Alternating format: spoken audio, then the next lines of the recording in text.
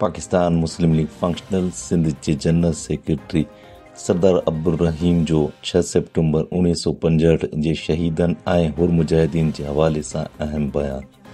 सरदार अब्दुल रहीम पंहिंजे बयान में चयो आहे त असां पंहिंजूं जानूं कुर्बान करे पाकिस्तान जो दिफ़ाउ कंदासीं।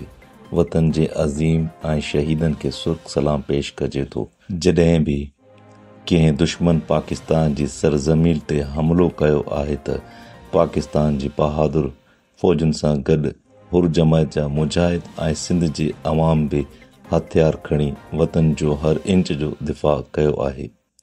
1965 जी जंग दौरान भारतीय बुज़दिल फ़ौज थरपार कर उमरकोट 100 किलोमीटर ताईं इलाइक़ा कब्ज़े में करे वरिता हुआ ऐं ॿिए तरफ़ टैंकुनि सां लाहौर ते हमिलो कयो हो। उन वक़्तु जनरल आयूब खान पीर साहब पागारा खां मदद तलब कई।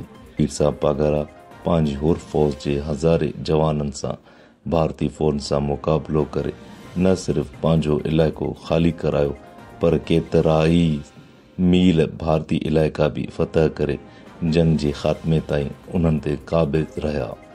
सरदार अब्दुल रहीम चयो आहे त अॼु 6 सितंबर ते पूरी क़ौम मुतहद थी पंहिंजनि शहीदनि खे ख़राज तहसीन पेश करे थो।